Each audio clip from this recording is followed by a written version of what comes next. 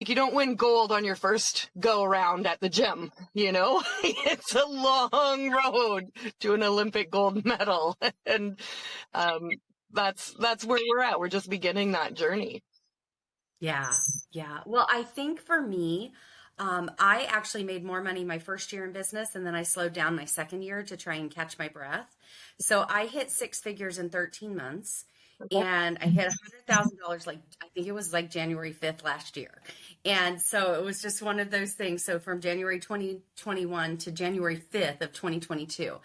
But I approached it the same way I had been doing startups. And when you already have the sales skills, you are so much further ahead to start getting paid because you are willing to do it messy because you know it's a numbers game. So I had 23 clients in my first 3.5 months, 4 months, call it. Mm-hmm. That was a crazy ride, right? Like I left corporate America because I didn't want to be working the hours. And then I just looped myself into all of those hours and I was hustling. Yeah. So then I slowed down. But one of the things about me, Mia, is that I worked for investor groups Mm-hmm. and I opened senior livings. And Mm-hmm. so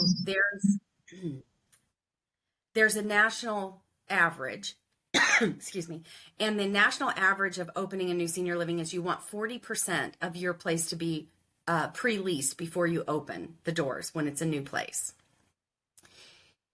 And you expect about 50% of those to fall off because you're working with a senior population. So you plan to open the doors with 20% moving in immediately. I moved 67% in, and then 70% in, and then 77% in. So I had really extremely high numbers, 50% above what other people were expecting, which caused its own set of problems. But when you go to different locations and you open different things, that's the same product, but it's in a different location, there's a different buyer. And so I learned really quickly to not sell initially and initially do some market research. Like, just tell me what you were hoping to hear. What did you want to know about the place? Lead with curiosity and let them tell me what it was going to take for them to buy. And then I would take that information back because we didn't have a building yet. We were in the construction phase. And I'd say, here are the non-negotiables, right? And so even these companies with their market surveys and spending hundreds of thousands of dollars on market research, they didn't get it right because they didn't talk to the right people initially. And so a couple things that really helped me in starting my business was that I knew there were going to be a lot of pivots and I was ready to ebb and flow with it. And I was willing to take baby steps. So I came from making hundreds of thousands of dollars a year to coming in and saying, okay, I don't know how I'm going to help people in this new capacity. So my first offer was for 3 sessions for $400. Let's see what sticks. Mm-hmm. Now going into our third year, that client is still with me.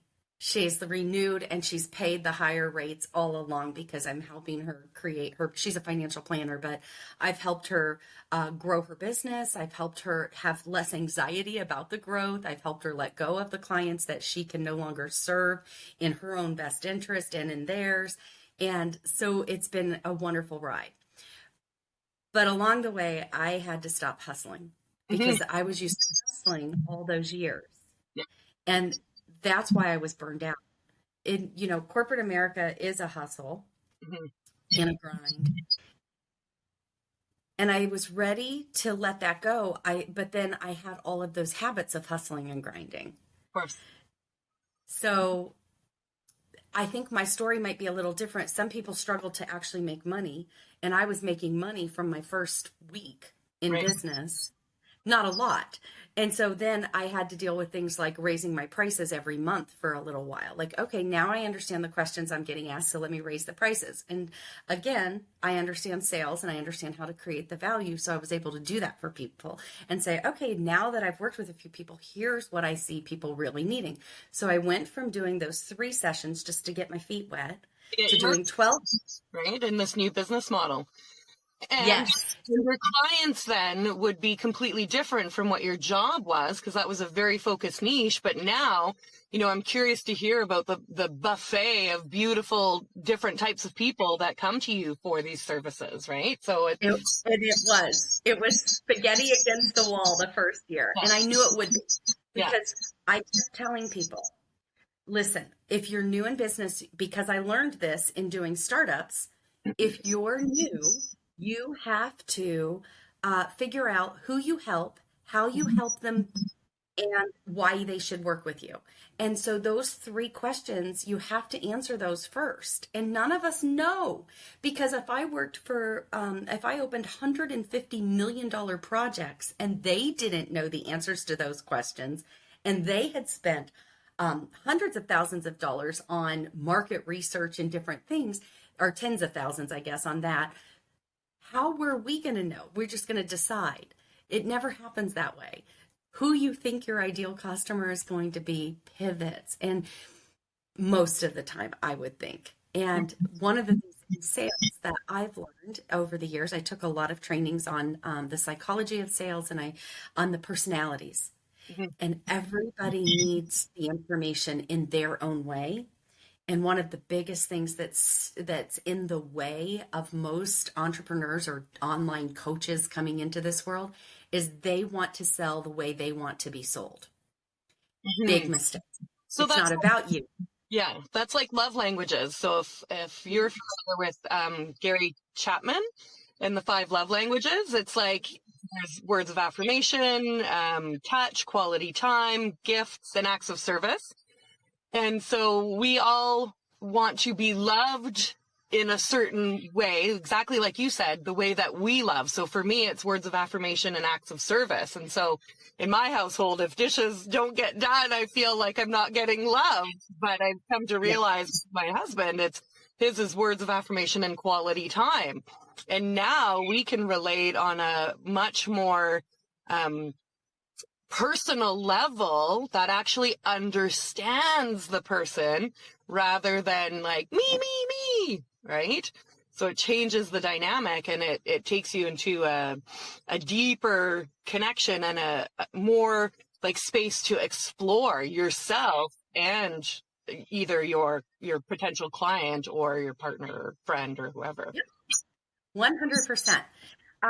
In sales, it's a little, you can actually classify it in a few less ways. And I learned a way, I was taught the DISC profile, but I was taught it in 1992, and I was taught it in a way that they assign animals to it.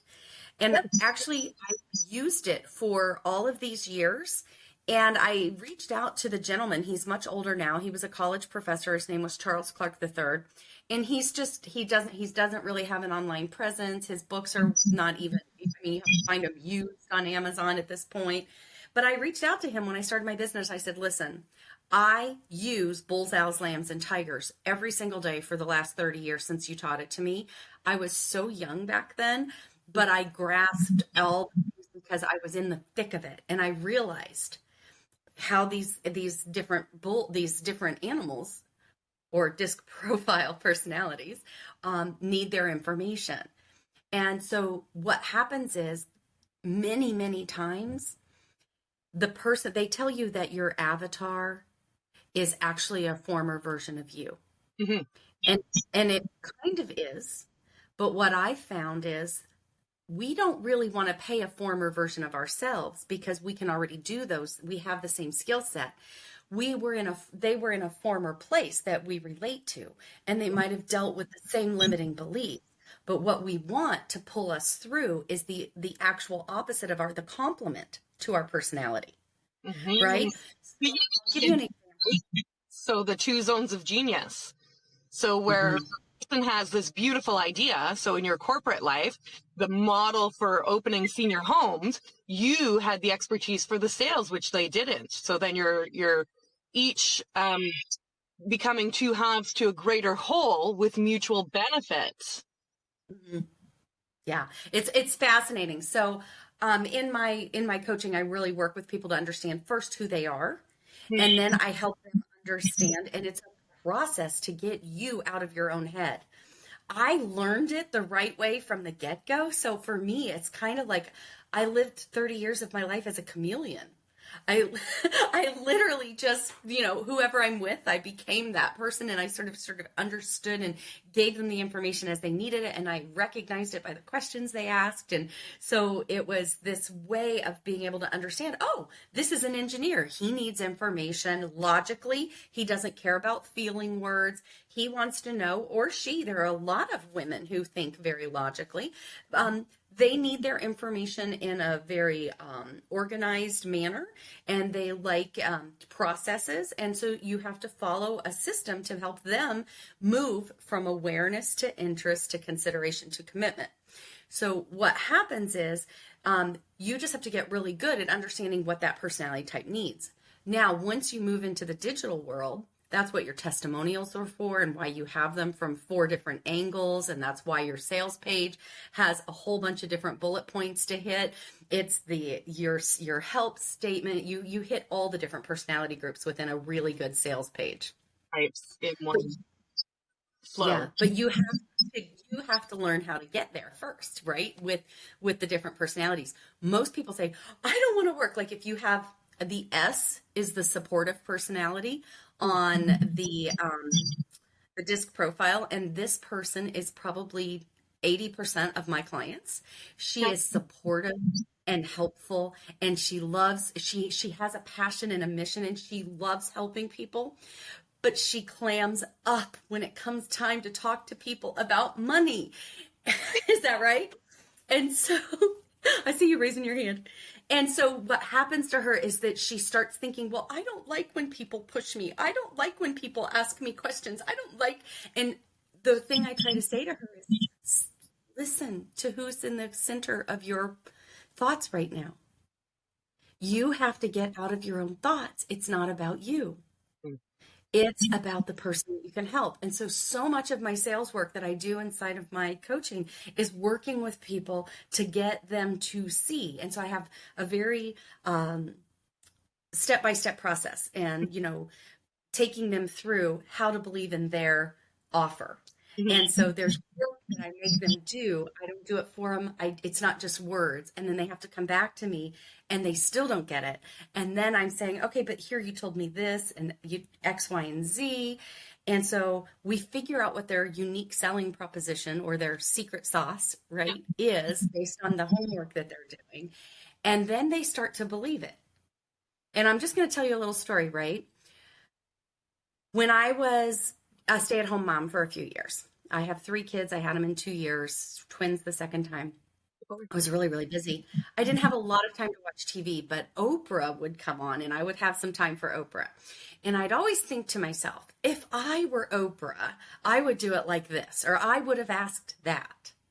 Because it always seemed like she would dance around a certain thing, or she wouldn't say it just this way. And I thought, if I were her, I would say that. That's one of the things you need to do. If you need to look at these other people who are doing what you want to do, and you have to have a spectrum. You don't go just to the gurus who have already made it and they're already all the way there, because they're too far ahead of you. You have to start with some people that are right where you are, a little bit ahead, and then all the way ahead, all the way there. And you have to analyze them, and you have to say to yourself, well, I like that, but I would do it this way. Ooh, I don't like that because... And you start to create your unique selling position through that. And so that's step 1 of what I do to help people overcome some of the blocks, because the blocks that they have are they don't want to sell, right?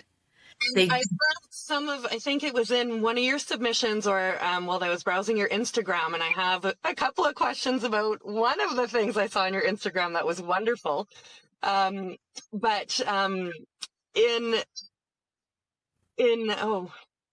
In getting out of your own way, you were talking about sales, and you were talking about how sales is everything. And, I've posted a few times, because I'm trying to drive that point home too in my audience of startups, that if you're going to be open for business, be freaking open for business, right? Like you pull up to a McDonald's or a Reitman's or a Marshall's, like you want to go shopping. The doors need to be open, and you need to have at least something on the shelf that somebody can buy.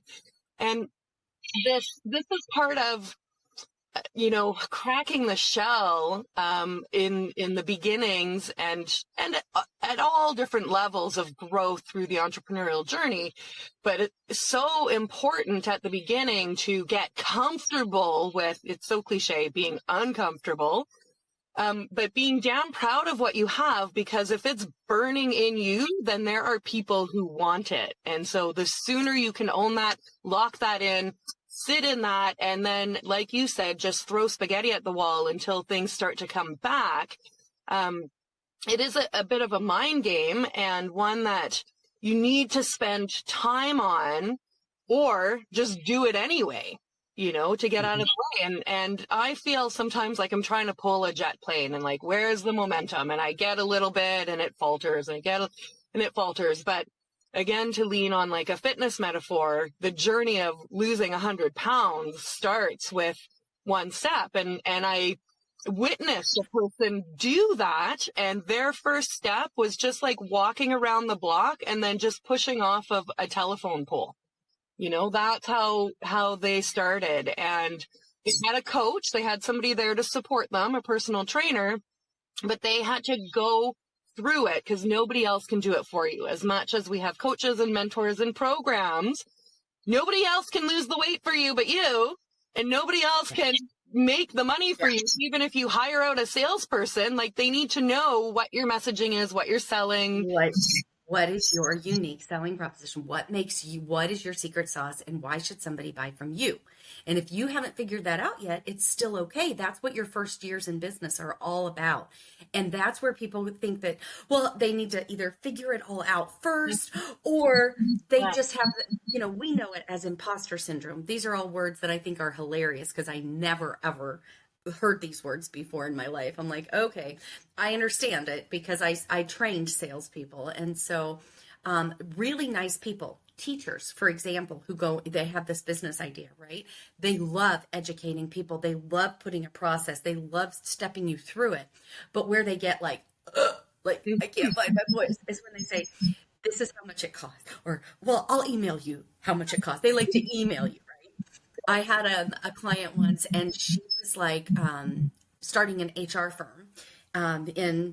She was doing leadership coaching, and she had wonderful information to share. We could talk all day about the DISC profile, but she wanted to email everyone her offer and never make a phone call.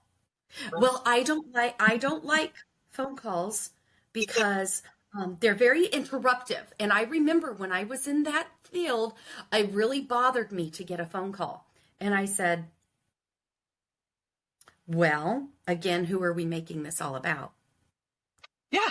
So, like, does the Ritz-Carlton in downtown New York give a flying hoot about how much it costs to stay there for a night? McDonald's give a hoot what you think of their $2 or $10 offer? No. Yeah. No. No, we are not what our pricing is. We are not valued or worthy or less worthy based on our pricing. So based on this, I'm so excited because money isn't often talked about in a more candid way. And people who say 6-7 figures, like, what does that even mean? And so I would love to, continue to evolve the conversation as to, like, what are you charging? I don't care what your offer is. What are the numbers? Yeah. So like I said, I started $400 just because that was my first client. And I said, let me just see, like, I just stood up at a networking meeting and I said, I've left my job. They knew me from the previous position. And I said, and I'm hanging my shingle out to help other people meet their sales goals. I didn't even know. I said, I'm just going to do sales is my life. I've been doing it for so many years. It's the way I got my kids to eat green beans. It's the way my husband thinks everything is his idea when we go on vacation. And so now I know I'm good at that. So let me figure out how to help other people do it. And I've been training people for a long time. So it was good. So I said that, and somebody saw me after. And what I said was at that meeting, I said, I'm really good at helping people have the hard conversations. So if I can help some of you who are growing your sales and you have a stumbling block in the conversation that you want to say, it needs said, but you haven't said it yet, let me help you. And so after that meeting, a financial planner came up to me and she said, I want your help. There's a couple things that I'm not saying, and I bet you could help me. And because I had helped the senior population, and that's a big part of who she serves, older people, she was drawn in. And so she came to see me, and we sat down, and we did in 3 sessions, we kicked out one quick mini goal. And she said, okay, we're going to do this. So she signed up for a year. I didn't even know what to charge her yet for a year. So that was a year long, necessarily, right? Yeah. Yeah. So I hadn't even gotten there yet. So in the meantime, I'd signed up several other people in same different networking groups type thing, and a couple of online people. And so that I'd met in Facebook groups. And so I was like, 12 weeks, we'll do 12 weeks. So I did 12 weeks for $1,200. Right. Okay. Right. $100 a week. Let me see what I've got here. So at the end of March in 2021, I said, I'm giving this farm away way too much. We're going to go I realized 2 things, because I do follow my own advice. I wasn't able to give them exactly what they needed. And I want you to hear that, because all of us need to realize there are 2 personality types, the D and the I, and they make really quick decisions. I would call them the bull and the tiger in my training. That I borrow from Charles Clark III. But the bull and the tiger, they make really quick decisions. The bull feels like, I'm so confident, get to the bottom line, tell me how much it costs, tell me how much time it's going to take, and I'll make a decision. The I is all about, won't I look good in that? And, I bet other people will think I look really good in that. They're ego driven and they're feelings driven. So they might drive the little sports cars, the little convertibles, and they love things that high ego things, right? So they carry the good purse, and they just appreciate. They appreciate all of the things that make them feel good or whatever. So those 2 people make your quick decisions. And then you have your C, which is your owl. And then you have your steady, which is your S. And those 2 the S is your there's a TED Talk about this, and they call it innovators, early adopters, late adopters, and laggards. Your C is your laggard. Your C is the analytical one, the owl who has to have all the information and everything lining up. And sometimes it might be slow to decide. And the S's will only go after somebody else is already gone, and they see that they've had that wonderful experience and they feel super safe. And now I can make the decision because so-and-so said it would be a good thing to do, and all of that.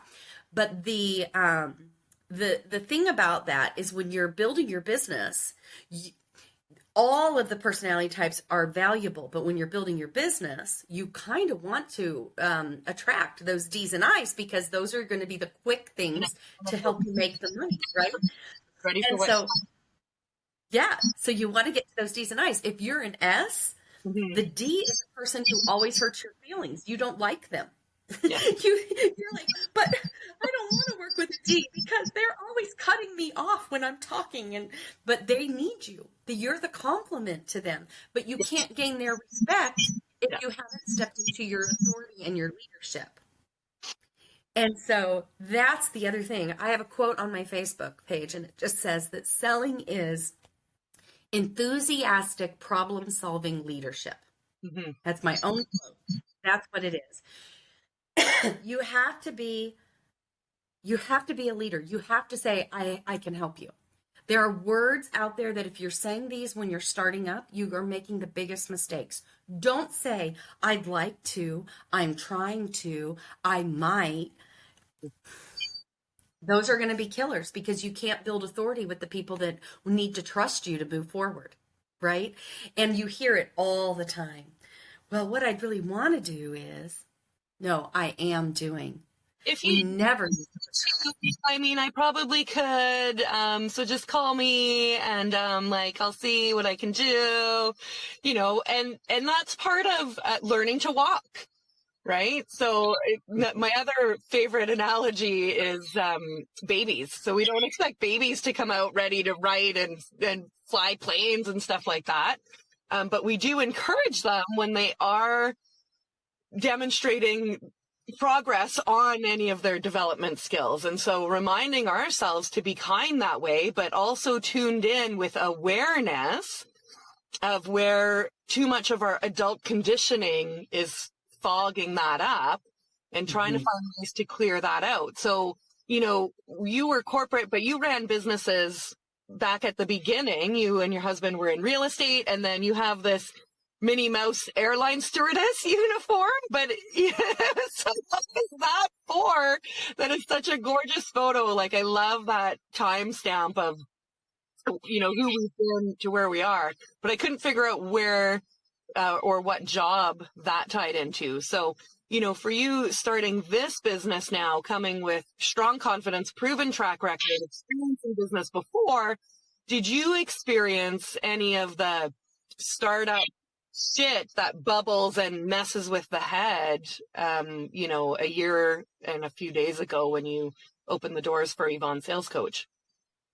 Yeah. Well, what happened was I honestly do frame almost everything to the positive. It's just the way that my brain works, and it's 30 years of training that way. This role.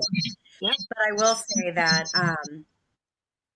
where I shied away is we have different opportunities. So the online world was tougher for me to break into. I did get a fair percentage of my clients from there, probably 40% and 60% from in-person networking.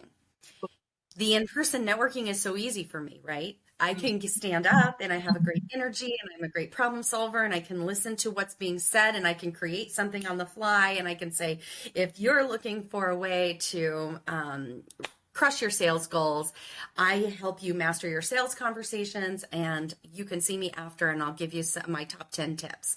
And people come flocking to me after a meeting and say, oh yeah, I want to talk to you. I want to talk to you. And so I'm attracting them. I know how to do that, but I couldn't figure out how to do it online. For whatever reason, I was starting to get like a throat chakra block. And I was like, but why?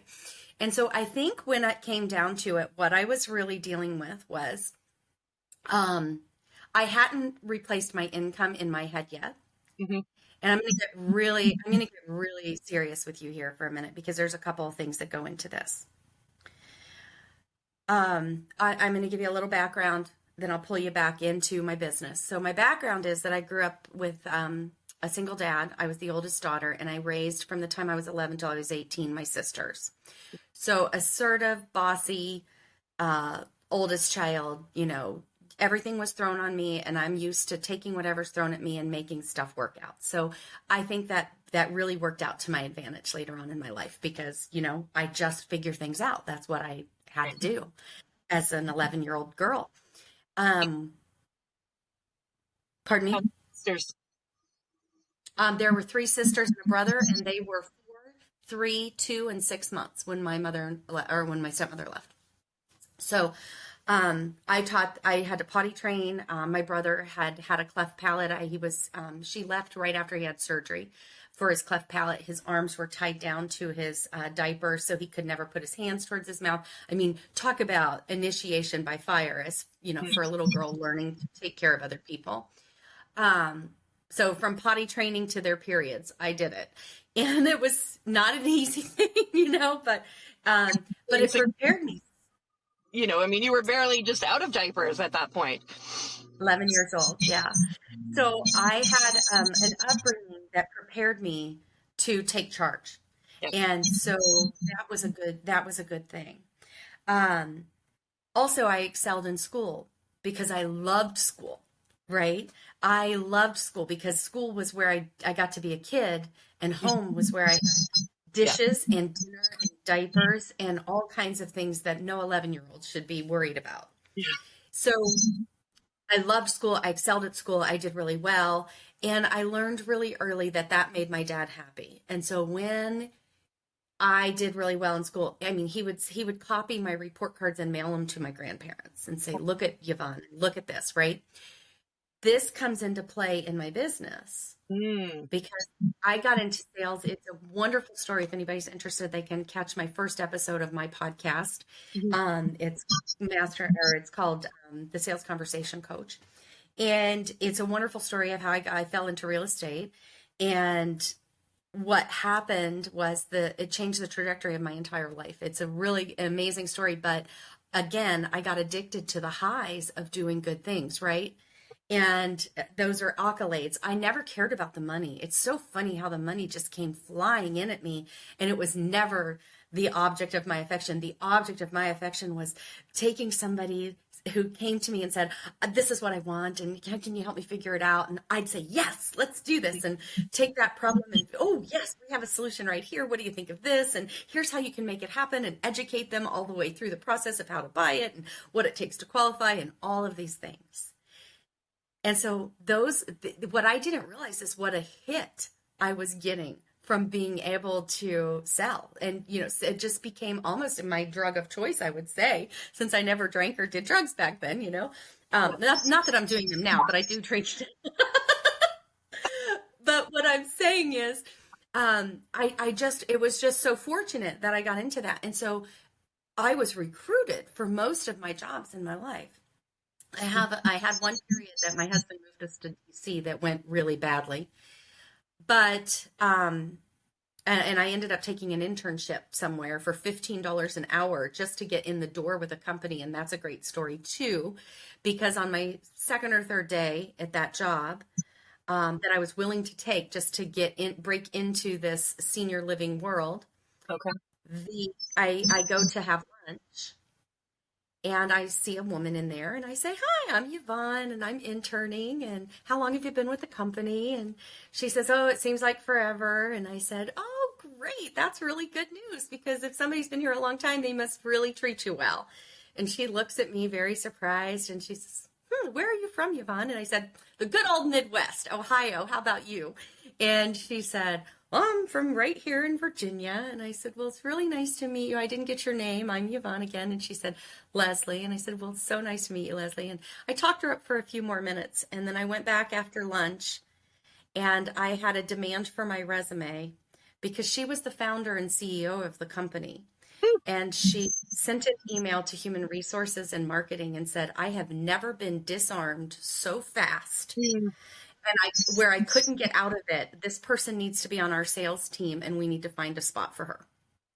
And so I took a job because I was an unknown entity in the Washington, D.C. market and ended up overcoming it. But that's why I say sales to me is everything. Do you like your 30-ish year career with that company? No, that's not where I ended up getting recruited to go and do startups from there. So I ended up working with a lot of investor groups and one particular managing agent. But anyway, it's funny how life can do. And it was just those same sales skills that I'd honed, 15 years prior to that I brought to that role that I use in my everyday life. I mean, I really believe in learning to communicate effectively, because it just makes a difference. I have an aerospace engineer as a child, and he's gotten 3 raises in his first year out of college. And I know it's because he can communicate. Mm-hmm. He's got the engineer brain, but he has mom enough in there. He's been at the side of me all these years. He knows how to communicate. And he's thankful for that, because not everybody communicates well, but he does. And that's being able to, as you mentioned earlier, to be a chameleon and be very grounded in who you are and what you stand for, but not to the point where you're unmovable, right? No. Staying curious, asking questions, really listening, and in the meantime, kind of running analysis in the back of your mind to try and I kind of want to sound awful or categorize, but try to really understand the other person's perspective and personality traits so that you can relate more meaningfully. Mm-hmm. And then that's beneficial to you as much as it is to them, whether or not it leads to something. And so, yes. Right? So you've talked about like the spaghetti on the wall, taking this job just to take something.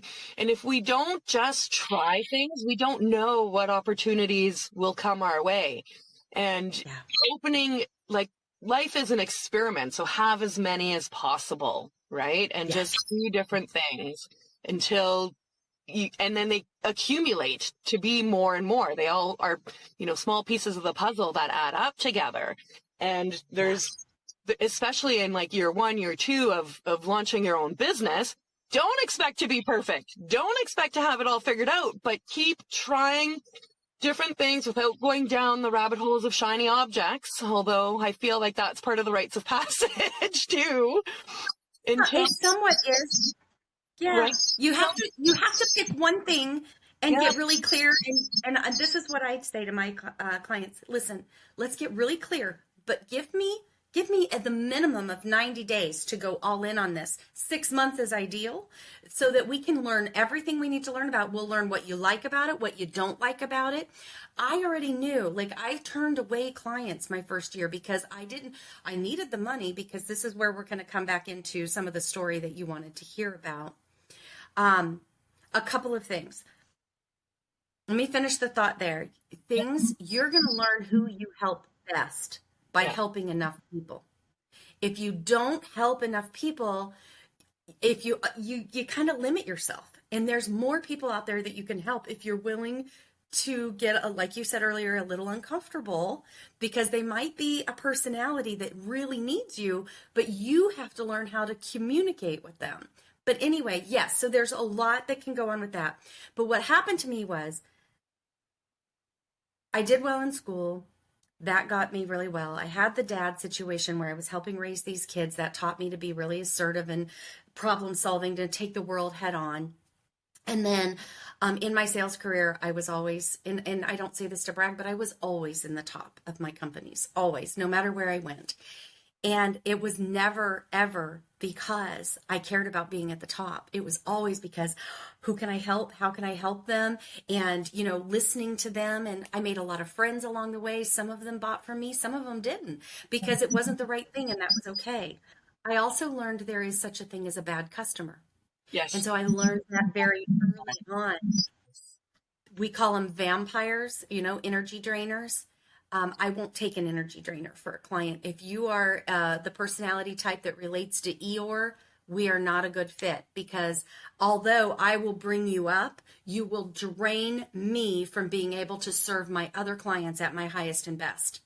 And this is a very sensitive world, and there are feelings involved, and there are hard truths and ways that we have to look at ourselves to be able to get successful.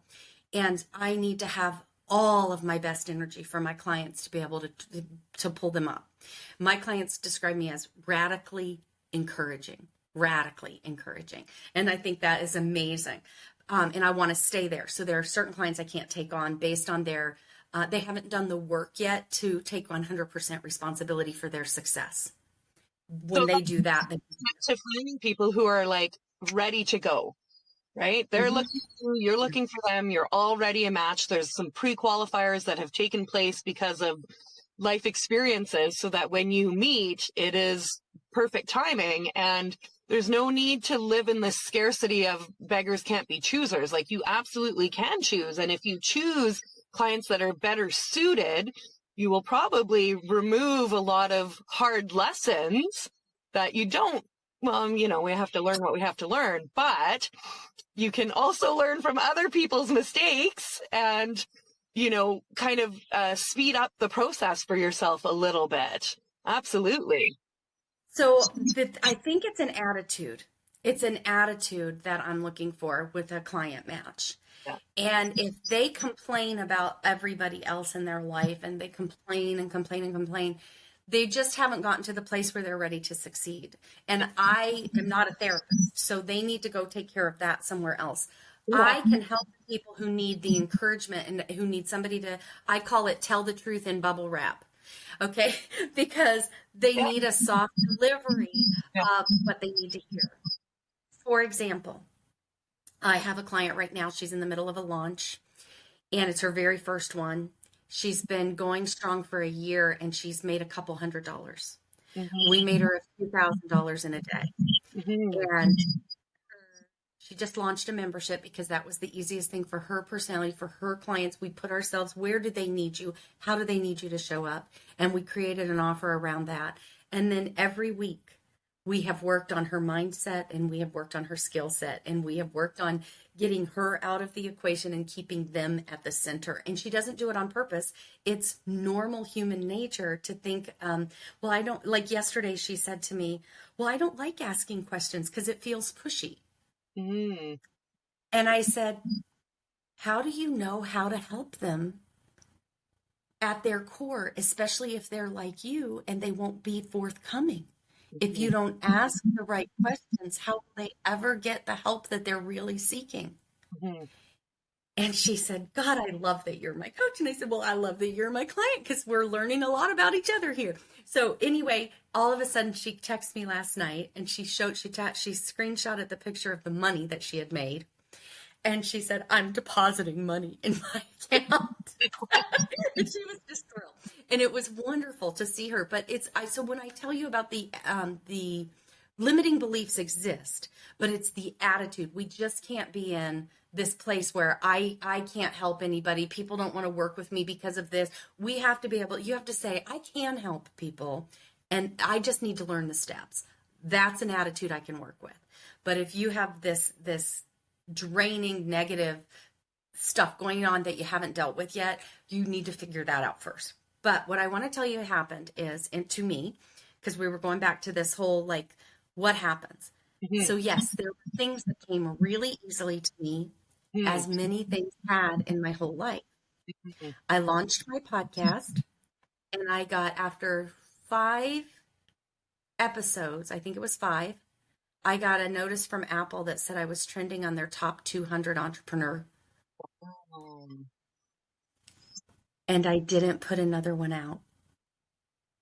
I had a fear of success, which I was really unsure about how to deal with.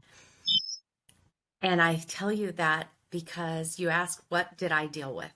So this was something that I never realized.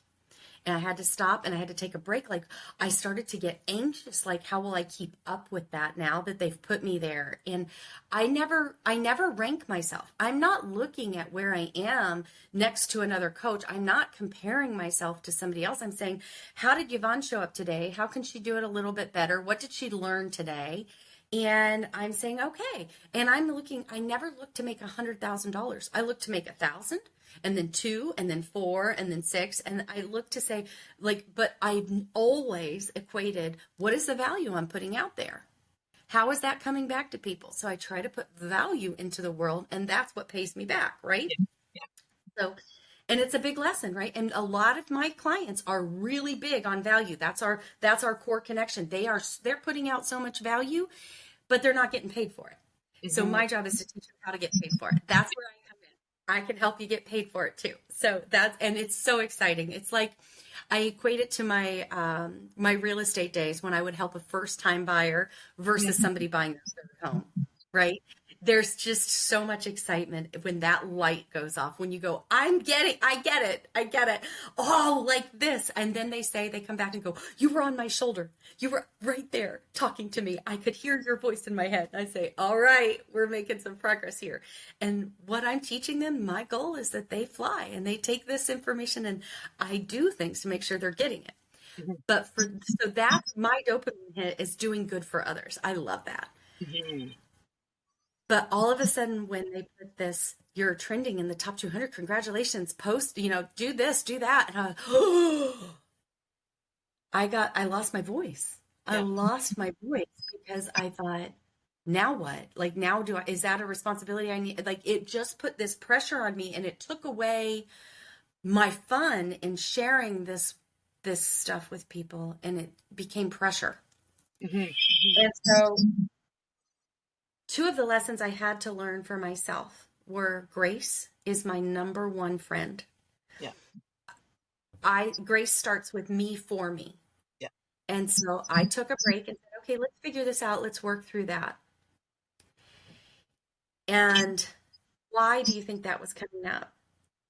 Well, the little girl who got all the straight A's, the young woman who went into sales and started hitting every quota and blowing quotas out, she was not used to having pressure. She just was doing her thing. When I started my business, my husband said, it's a no-brainer. It's a no-brainer. Everybody says, oh, you're so lucky. My husband said, how are you going to make money? How much is this going to cost me? Yeah. Yeah. But it's a different pressure. It's a different pressure because the fear of failure is so huge. And it had never really been there for me because I was just out there helping people. And then all of a sudden I'm on my own and everybody says I can't fail. And then I have a bad month and I'm fear of judgment. And that shut me down. It shut me down from my podcast. It shut me down from posting on Instagram for quite a while. It shut me down.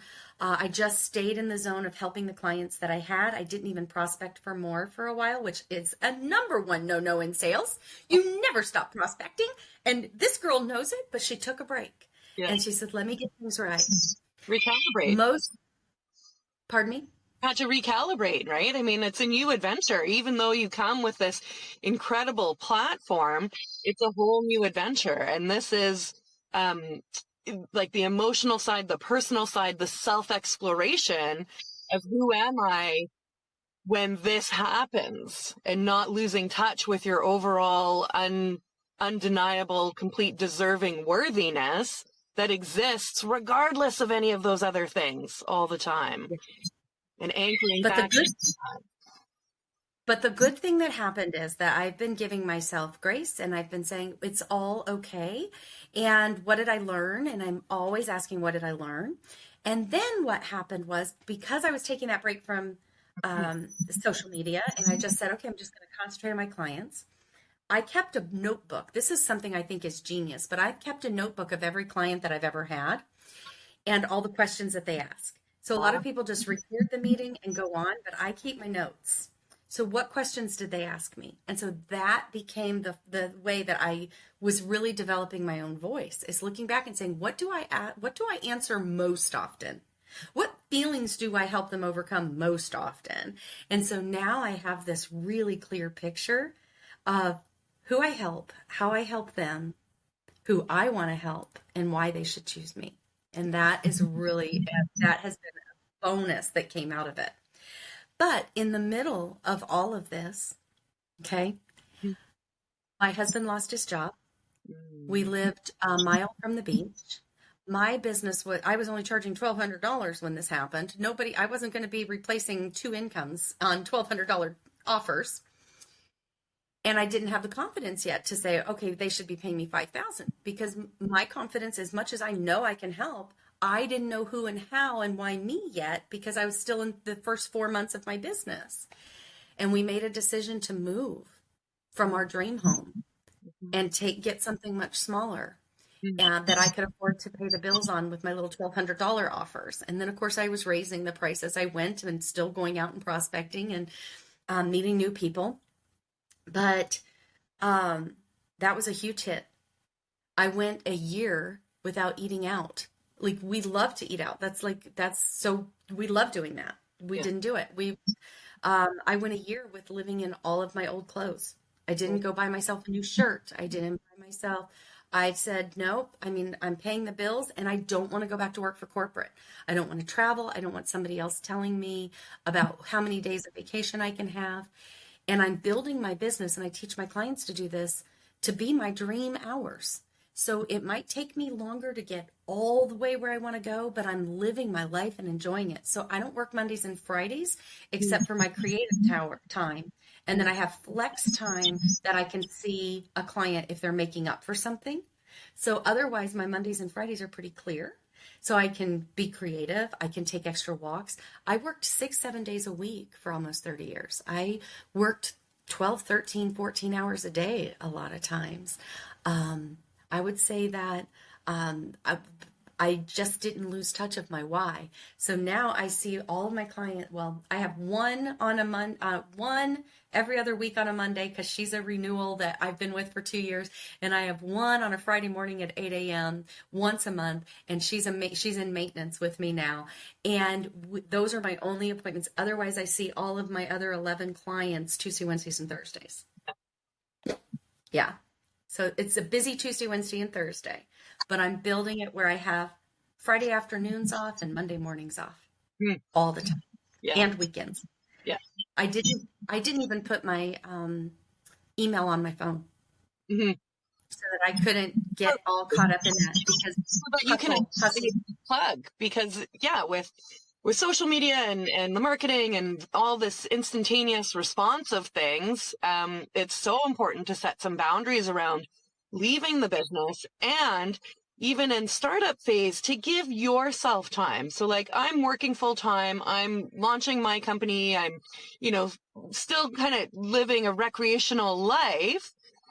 And I've learned over the last few years to bring balance to that and to like open and relax into it rather than hold on to the pressure and the stress of trying to do it all, because I can serve better when I'm more whole, when I'm more satiated. And I have a lot of creativity, even though I'm kind of more on the analytical side. I actually have discovered in recent years I'm very creative, and that needs time and space to come out. And that offers new products and services and ways to deliver my business model to people. And so it's important to create time for that instead of just, at startup, we're looking for clients and money, clients and money, clients and money. And if you only focus on that when you're building the foundation of your business, where do you go from there? How else do you actually create something that I like to say you could one day sell? If you were to sell this, what would it be? It can't just be everything you need to create a separate entity. You're birthing something for the fun of birthing it, which you talk a lot about, and have a bit of a bigger vision and detach yourself from it. You can be, creating and even developing the curriculum and everything like that, but you should have a bit of separation for self-preservation so that you're not tying your worthiness up into it, and that you can go on vacation and, unplug a little bit once in a while, that it's not like a newborn that's solely dependent on you and you alone. That's not a Well, it is in the beginning, though. It is in the beginning. It is solely dependent on you. Unless you're coming into it with a ton of money and you have VAs and you have other things, but that's where grace comes in. You have to say boundaries and grace, right? You have to be able to say, okay, but this is okay. Yeah. This is okay. And give yourself time to grow that capacity. When you said you had 23 clients in the first 4 months or whatever, I was like, oh my God, how can you manage that? And my services have been very one-to-one, and now I'm offering in pre-recorded and looking to do in groups and things like that so that I can leverage my time a little bit more, but still show up in full service but not be doing it at, until midnight every day. Right. So now remember, my husband lost his job. So I got myself into hustle culture for a minute because I needed that money to be able to live, right? Otherwise we were going to be dipping into our savings, and we're in our 50s, and you turn 50 and you start a business. You can't really take everything from your retirement, right? That's not a smart thing to do either. So it was, kill what you eat around here. And so I was just going for it. And the form that I was collecting, you're like, it's a choice by choice by choice. And you have really mastered this skill of, what, if I make this choice, what does it lead to? If I make this choice, where is the win? And how can I turn this into something that's aligned and fits in my greater vision of my life, right? And so like selling the house is a huge example of that, instead of the other outcomes and pressures that you might have felt that way. So that is like a beautiful foundation to have to go into the, starting your company and scaling it. And I would say to somebody who's, really starting out, keep that in mind, and not from too many choices, but from just sort of sitting in and thinking about something before pulling the trigger, just really taking a minute to chew on it and, predict a few different outcomes and make a less rushed decision pick a less rush choice that's anchored into the bigger vision. Actually, I would say that the way that I use my choices are like contingencies in sales. You think about a contingency. What do I do if this happens? What do I do if that happens? Right. And so part of the sales process that I teach is we're always thinking about what might the client go through? What might something that comes up, whether it's a third party influence and their husband saying, this is ridiculous. You're spending all this money. When are we going to see the money back? It could be that you're spending, your time in the wrong places and you're not getting your mindset around where you really need to be. And so what happens if they fall into this stumbling block? So I did my move in the same way that I would do a contingency in thinking about a client, right? I would say, okay, what is the best possible outcome if I do this? What is the best possible outcome? I wasn't looking at the worst possible outcomes. The best possible outcome is that I'm making money sooner, I'm less stressed, and I am going to be able to move back into a better dream house the next time, right? And so I just am thinking about the positive outcome that will happen. And the number one thing for me in that situation of selling the house, we were 2 blocks from the beach, honestly. It was less than a 10-minute walk. And God, did I love it. It was on Amelia Island, amazing little sleepy town that is just got everything in the world you ever need or want. In fact, I rarely left the island, and we had a saying about over the bridge. Oh, I don't know if I want to go OTB. Yeah. They don't want to go over the bridge. I don't feel like going OTB. Let's stay here. We just had everything we needed. But so leaving that was not going to be easy, but I had to focus on the positive. And the positive was that I wasn't going to be worried that every month I was writing a check out of my savings account to stay there. Every month, my kids were still in their last year of college. I had a son at Embry-Riddle Aeronautical University, and if he needed help with things, we needed to be able to do that, right? Our daughter was in her last year of a program in Houston. She was on a scholarship, but if some things came up, we would need to be there for her. So leaving the house was a big thing. My husband losing his job and having depression over that, a big thing. And it's really hard when you're me and you're a positive person and the person that you spend the most amount of time with in the world, who is now home way more than you want, way more, way more. You just are like, I need a break. And you're trying to create this world. And so the only way I can get through it is to focus on a positive outcome. And if I would have let myself think, and I did, I had a few crying moments. I'm not going to lie. There's always a moment where, when we first moved, we moved an hour and 10 minutes away, because that's where we could get the most affordable bang for our buck. And so we don't go to the beach as often. And I was at the beach every day walking my dog on the beach. And I would say my prayers on that beach. And I would be in gratitude and stretch and say, oh, this is thank you so much, Lord, for this beautiful day that I can go back and celebrate and bring this energy to my clients, right? And so I still take a walk every day, but it's around a neighborhood. They're cookie cutter houses. It's not nearly the same. But I found some water to walk near here. But anyway, I had a few teary moments, and I did, especially with seeing my husband go through so much self-loathing, honestly. How did this happen? And, this is, it's really tough for a man who has been successful, and then and then nobody's hiring, and we had the COVID and all the things that were going on.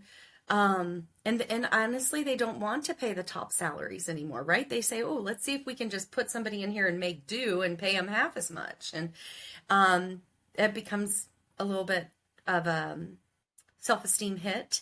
And so I've got him there. I'm in this house that's much tinier and way far away from where we want it to be. And I'm hitting this wall with this fear of success, or whatever you want to call it, the fear of judgment. I think judgment is probably more like all the people who knew me for being so successful my whole life. Yeah. Were they going to see me? Were they going to see me fail? And could I deal with that? Yeah. Could I deal with it? And then, you start helping and you do all the things, you stay in the role, and you get another client and you get another client. And sometimes it's your clients who are pulling you out and they don't even know it. And for me, I have amazing clients. I've never lost, nobody's not paid. No one has left with a bad taste in it. I've just had an amazing experience with my clients. But the last 2 clients that I took on in November, Mm-hmm. I met both of them online. And before I met them, I was having a lot more of my clients for this meeting at networking meetings and helping them. And then I took on another brick and mortar business here and was working with her. And these 3 clients shed so much clarity on who I help, how I help them, and why me. Where they fall on the DISC profile is almost exactly the same. Mm-hmm. And then I went back and looked at the DISC profile, because I do this personality assessment with all my clients before week 1, because when I can help them. Yep. Remember I said earlier that I deliver the hard news in bubble wrap? Yep. So you want to know what they're like, right? So that you can do it in the right, so you can communicate with them effectively. Initially, I was doing it not to see if they were a good fit for me, but to see how I would help them understand who they are and how they could overcome some of the things that they were thinking about. The thing with an S personality is they really like being supportive and not a leader. But if you're going to sell in your business, you need to be a leader. And so anyway, those 3 clients, they started to outline for me that it was as if I was finally willing to see it all. Mm-hmm. And the clarity has just come. So I've hired my first virtual assistant, and many people in our business outside of the country. And I did that once and I didn't like the experience. And so I'm paying top boat for somebody who is a US based. And I feel like she understands everything I'm saying. And we have a similar background and culture, so she really gets me. And so if I'm going to pay somebody to help spread my message, we're going to just pay somebody who gets me, not that I have to stop and explain everything to. So anyway, it's been the most brilliant last 3 months for me, because they reminded me what I'm doing. Yeah. So I love that. And it will come back if you just keep doing the things that you have to do. There are days, just like when you get married, when you're first in love with somebody, the newness of that, it's so amazing, right? Your whole body feels different. You're elated. That's what it feels like for some of my clients. The first time they get a sale, the first time it works, the first time they're like, yes, this is working. Yeah. But the 10th time you do it, it feels automatic. Yeah. It feels automatic. And then something comes along and you really tap into where you're really able to help somebody. And then it happened 3 times in the same span of time. And I know God knows me well enough to know he had to, drop some bricks on me, because I was in resistance. And, he said, here, do it in 3. So you got 3 of them. And they've just shown me incredibly how I help them and what my value is to them. And so then that brought me back around. And, it's corny and it's out there everywhere, but we all have a light to shine. We all have a light to shine. That's the reason that we felt compelled to start a business in the first place. And I'm pretty good at shining my light most of the time. But all of us can get into a routine or a rut. And so I just am so thankful for these last 3 clients, all from the online world, that have brought me to this place of, actually what they did is they shone light on the other clients that have been with me for so long and reminded me that's who I help best. So it's been wonderful. And so now the fear of judgment is wearing off because I stuck with it, and now I'm ready to come back. And so there's a lot of great things on the horizon. I can see it. I can see it beaming from you and from your heart, the beautiful Yeah. energy that you carry Thank around. you. Yvonne, Thank this is you. an absolute pleasure. There's been so many gold nuggets in this conversation, and you obviously have a lot of expertise in this real strong ownership of what you're here to do. And I love that embodiment. It's very encouraging, and a good reminder that, you know, even if we haven't quite figured things out yet, that's not a problem, because life is always going to life on you. And just keep revisiting and going within with faith and self and, you know, the vision of how this is all part of such a bigger picture. It's not just any one moment. It's all of the moments, and they ebb and flow, and they change, and they always bring new opportunities. So choose to see the good in them. That's just fantastic. Thank you. I'm so grateful that we had this conversation, and to your willingness to come on and share your story and your wisdom. And I look forward to staying connected with you and helping promote and see where it goes. And maybe we can connect in a year's time to see, you know, what's changed from now till then. Okay. Sounds good. Super. Thank you, Mimi. Thanks, Thank Yvonne. you. Take care. Bye.